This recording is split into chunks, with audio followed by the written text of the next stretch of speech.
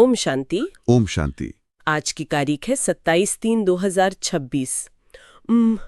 आज की इस विशेष रूहानी चर्चा में हम सभी जिज्ञासु आत्माओं का स्वागत करते हैं। जी बिल्कुल। तो क्या हम सभी ने कभी इस विरोधाभास पर विचार किया है कि आज की दुनिया में इतनी जिस्मानी सेवा हो रही है, मतलब जगह जगह अस्पताल बन रहे हैं, बड़ी बड़ी संस्थाएं अन्नदान कर रही हैं। हाँ, तकनीक भी तो हमें कितनी सुख सुविधाएं दे रही है आजकल। सही बात है, लेकिन फिर भी जो इंसानी दुख है ना, या जो मानसिक अशांति है, वो कम होने के बजाय बढ़ती ही जा रही है। वाकई ये एक बहुत बड़ा सवाल है ना?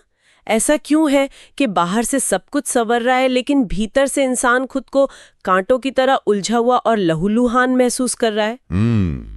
बिल्कुल। तो आज के इस गहरे अध्ययन में हम इसी उलझन की जड़ तक जाएंगे।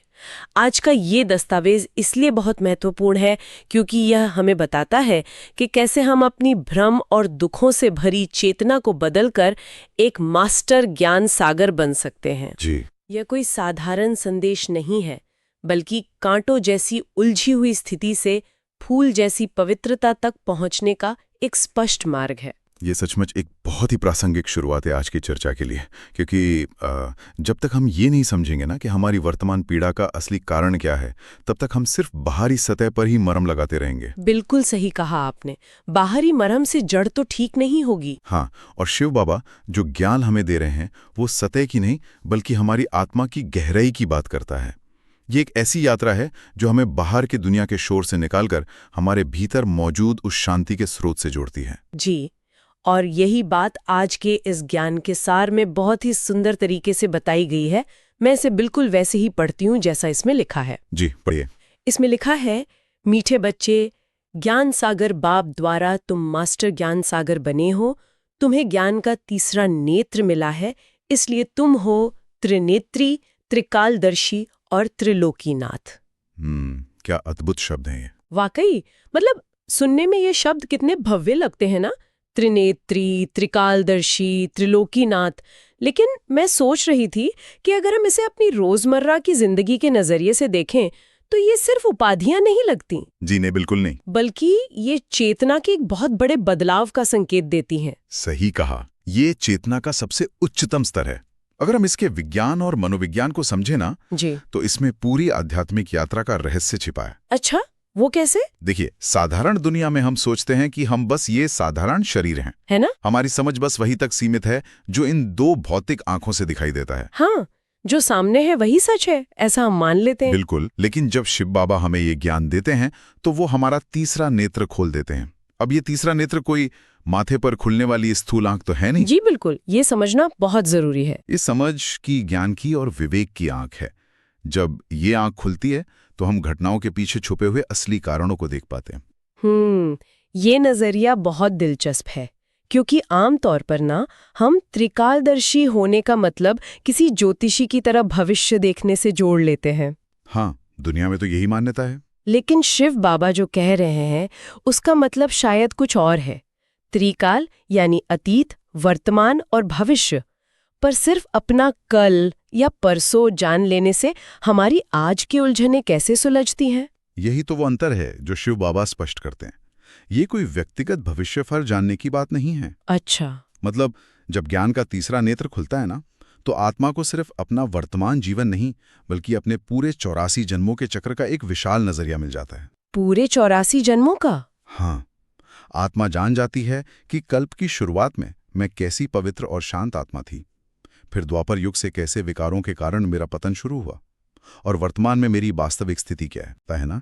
तो आज की छोटी छोटी समस्याएं या दुख परेशान नहीं करते, क्योंकि आप जानते हैं कि ये सब इस लंबे नाटक का सिर्फ एक छोटा सा हिस्सा है। वाकई, यानी त्रिकालदर्शी होने का मतलब है एक विशाल दृष्टिकोण पाना।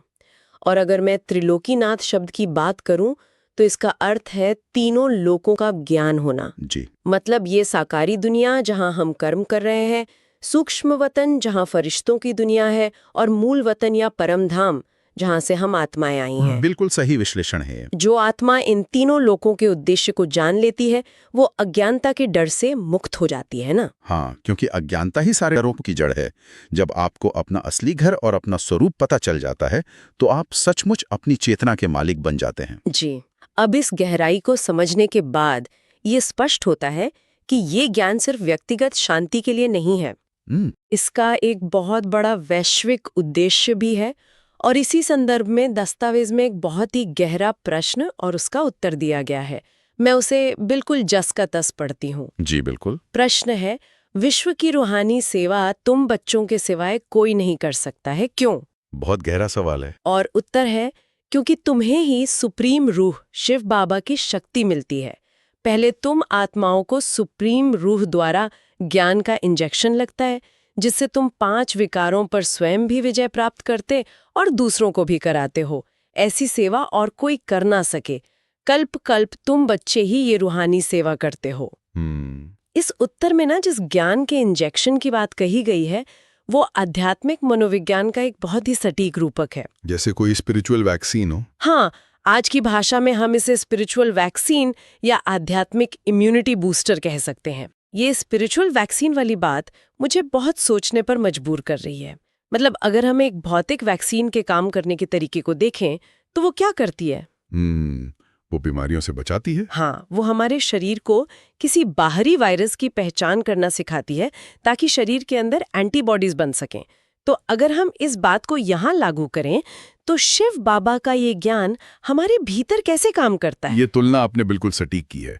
देखिए, आज की इस दुनिया में चारों तरफ काम, क्रोध, लोभ, मोह और अहंकार रूपी 5 विकारों का वायरस फैला हुआ है। जी बिल्कुल फैला हुआ है। ये एक ऐसा साइलेंट वायरस है जो इंसान के मन को और पूरे समाज को खोखला कर रहा है। जब कोई क्रोधित होता है ना तो वो ये नहीं सोचता कि वो बीमार है। हाँ, उसे लगता है कि उसका गुस्सा तो जायज है। बिल्कुल, यही इस वायरस की सबसे खतरनाक बात है। ये इंसान को पता ही नहीं चलने देता कि वो ग्रसित है। वाकई। तो शिव बाबा जब आते हैं तो वो हमें इस आध्यात्मिक ज्ञान का इंजेक्शन लगाते हैं। ये ज्ञान हमारी बुद्धि को ये पहचानना सिखाता है कि क्रोध या अहंकार मेरी स्वाभाविक अवस्था नहीं है। मतलब ये एक बाहरी संक्रमण है। जी हाँ। यानी ये ज्ञान हमें उन विकारों को चेक करने और चेंज करने की एंटीबॉडीज देता है। बिल्कुल, जब ये ज्ञान हमारी आत्मा में उतरता है तो हमारी आध्यात्मिक इम्यूनिटी इतनी बढ़ जाती है कि बाहर से कोई कितना भी उकसाए वो वायरस हमारे भीतर प्रवेश नहीं कर पाता। क्या बात है। और बाबा ये भी कहते हैं कि इससे हम दूसरों को भी मुक्त कराते हैं। जी, जब एक इंसान शांत होकर समाज में खड़ा होता है तो उसकी शांति दूसरों के लिए भी दवा का काम करती है। इसी को बाबा सच्ची रूहानी सेवा कहते हैं। तो मतलब ये इंजेक्शन आत्मा को भीतर से स्वस्थ बनाता है और जब आत्मा स्वस्थ होती है तभी वो तीसरा नेत्र खुल पाता है। जी बिल्कुल सही कहा। इसी बात से मुझे ना एक बहुत ही प्रसिद्ध पुराने गीत की याद आ रही है, नयनहीन को राह दिखाओ। बहुत ही अर्थपूर्ण गीत है ये, है ना। अब यहाँ एक बड़ा विरोधाभास है। दुनिया में तो लगभग सबके पास स्थूल आंखें हैं, विज्ञान ने इतनी तरक्की कर ली है, फिर भी इंसान खुद को इतना नयनहीन क्यों महसूस करता है? ये इंसानी स्थिति की सबसे बड़ी विडंबना है। शिव बाबा समझाते हैं कि स्थूल आंखों से तो हम सिर्फ इस भौतिक दुनिया के प्रभावों को देख सकते हैं। मतलब इमारतों को या युद्धों के विनाश को। हाँ, लेकिन जब तक आत्मा को स्वयं की पहचान नहीं है, जब तक उसे सुप्रीम रूह शिव बाबा का ज्ञान नहीं है, तब तक वो आध्यात्मिक रूप से अंधी है।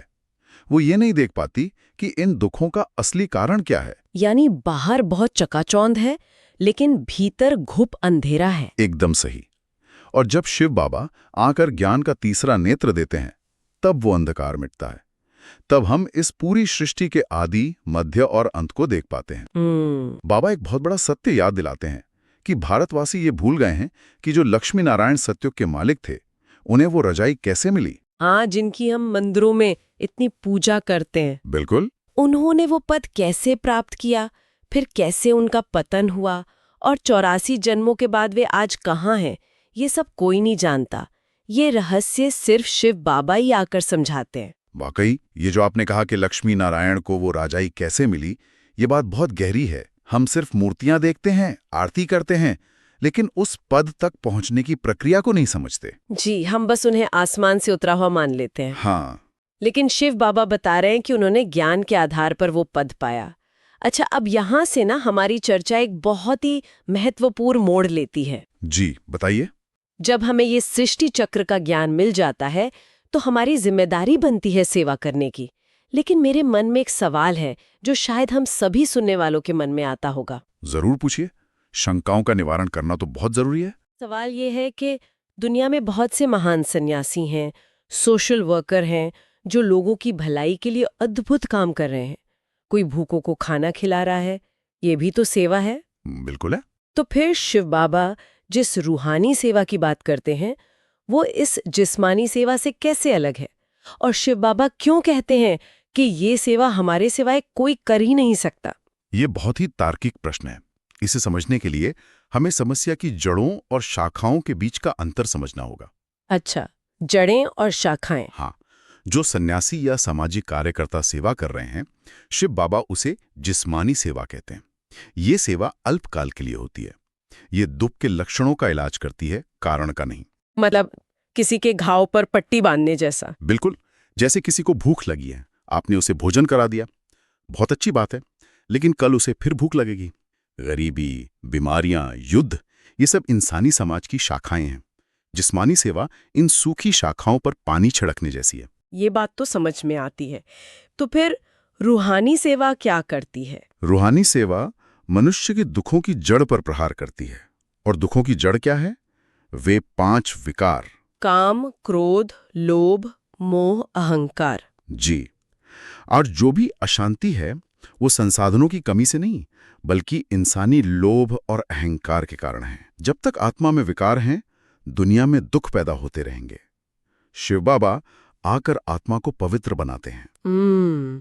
और यहाँ एक बात ये भी है ना कि शिव बाबा का अपना कोई साकार शरीर नहीं है। बिल्कुल सही कहा आपने। वे एक साधारण बूढ़े तन, जिसे इस ज्ञान में भागीरथ या ब्रह्मा बाबा कहा गया है, उनका आधार लेते हैं जी। और उस माध्यम से हमें रूहानी सेवा करना सिखाते हैं। ये सेवा इंसान को कांटों से निकालकर फूल बनाती है। जड़ में पानी देने से पूरा पेड़ हरा भरा हो जाता है। ये एनालॉजी बहुत स्पष्ट है। जिस्मानी सेवा शाखाओं पर पानी डालती है और रूहानी सेवा जड़ को बदल देती है। बिल्कुल। तो मतलब इस रूहानी पाठशाला का लक्ष्य इस पुरानी दुनिया को, जो कब्रिस्तान जैसी हो गई है, उसे वापस परिस्तान या स्वर्ग में बदलना है। और इसी पाठशाला के संदर्भ में एक बहुत ही गहरा रहस्य है। बाबा समझाते हैं कि पतन से पावन बनने की ये यात्रा कोई देहधारी गुरु नहीं करा सकता। यहाँ गीता के सच्चे ज्ञान का वो रहस्य आता है। आज दुनिया मानती है कि गीता का ज्ञान श्री कृष्ण ने दिया था। हाँ, सदियों से तो यही माना जाता रहा है ना। लेकिन शिव बाबा ये रहस्य खोलते हैं कि गीता का वो सच्चा ज्ञान वास्तव में निराकार परमात्मा शिव बाबा ने दिया था। ज्ञान तो वो देगा जो स्वयं उस चक्र से बाहर हो, जो ज्ञान का सागर हो। वाकई ये तो हमारी सोच में एक बहुत बड़ा बदलाव है। जी, श्री कृष्ण ने तो शिव बाबा द्वारा दिए गए उस राजयोग के ज्ञान को सुना, उसे धारण किया और तब जाकर वे पूर्ण पवित्र देवता बने। मतलब श्री कृष्ण उस रूहानी पाठशाला के सबसे बेहतरीन विद्यार्थी हैं। बिल्कुल, शिव बाबा ही वो सुप्रीम शक्ति हैं जो इस पतित कलयुग को पावन सतयुग में बदलते हैं। लौकिक पिता से मिलने वाला सुख तो सीमित होता है। दस्तावेज में सन्यासियों का भी उल्लेख है जो इस दुनियावी सुख को कागविष्टा यानी कौवे की बीट के समान मानते हैं। हाँ, लेकिन शिव बाबा हमें घर बार छोड़ने के लिए नहीं कहते। वे हमें जो ज्ञान देते हैं उससे हमें स्वर्ग का बेहद का सुख मिलता है। कागविष्ट शब्द थोड़े कठोर लग सकते हैं, लेकिन दुनियावी सुखों की अस्थिरता को देखें तो ये सटीक है। बिल्कुल। अच्छा, अब इस ज्ञान को हम अपने रोजमर्रा के जीवन में कैसे उतारें? शिव बाबा ने इसके लिए धारणा स्पष्ट की है। मैं दोनों मुख्य बिंदु पढ़ती हूँ। जी, पढ़िए। पहला है, बाप की श्रीमत पर चलकर सच्ची सच्ची रूहानी सेवा करनी है। सर्वशक्तिमान बाप से शक्ति ले 5 विकारों रूपी शत्रुओं पर विजय पानी है। और दूसरा, मनुष्य से देवता बनने के लिए पवित्र जरूर बनना है। नॉलेज को धारण कर कांटे से फूल बनना और बनाना है। इन्हें हम अपनी तनावपूर्ण जिंदगी में कैसे लागू करें? इसे समझने के लिए हमारे पास एक बहुत ही जीवंत उदाहरण है। आज प्यारी दादी जानकी जी का पुण्य स्मृति दिवस है। जी। दादी जी ने 104 वर्ष की आयु तक ज्ञान को सिर्फ सुनाया नहीं, बल्कि जिया। उनके इशारे इस धारणा का साक्षात रूप हैं। हाँ, मैंने उनके अनमोल इशारे पढ़े हैं। जैसे उनका एक बहुत गहरा इशारा है, अधिक सोचने, बोलने और चिंता करने से शक्ति खर्च होती है। साइलेंस में रहो तो शक्ति जमा हो। इसे हम आज के जीवन से कैसे जोड़ें? ये आज की सबसे बड़ी जरूरत है। आज हम मानसिक रूप से ज्यादा थके हुए हैं। क्यों? जैसे अगर आपके मोबाइल में बैकग्राउंड में 50 ऐप्स चल रहे हो तो बैटरी जल्दी खत्म हो जाएगी। हाँ, फोन गर्म भी हो जाएगा। हमारा मन भी ऐसा ही है।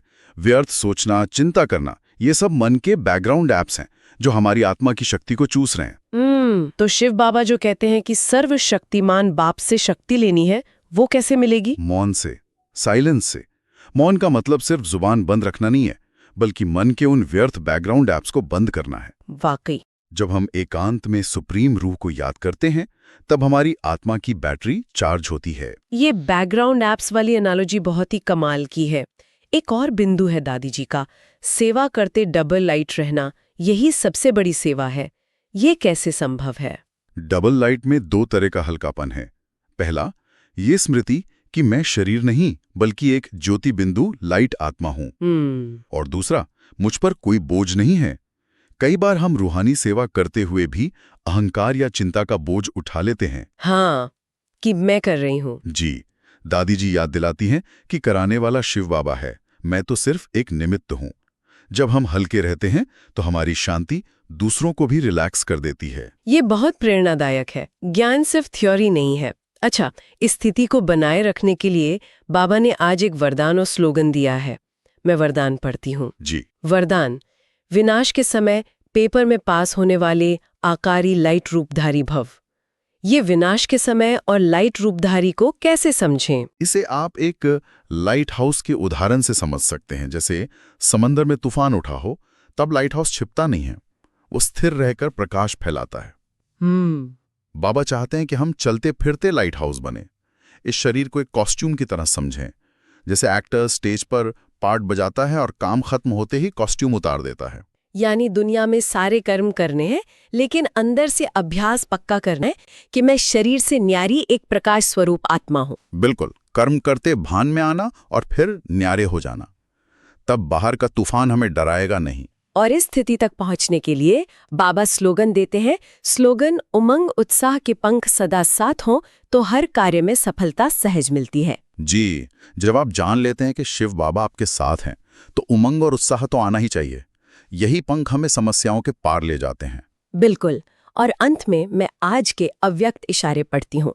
ये अव्यक्त इशारे हैं: निश्चय के फाउंडेशन को मजबूत कर सदा निर्भय और निश्चिंत रहो। ये बहुत बड़ा आश्वासन है। चाहे परिस्थितियां कैसी भी हों, हमें पक्का विश्वास रखना है कि हमारा साथी शिव बाबा है।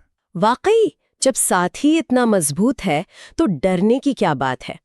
आज की इस चर्चा से हम सभी को बहुत कुछ सोचने को मिला है। हम सबको खुद से पूछना है, क्या हम अपने बैकग्राउंड ऐप्स बंद कर रहे हैं?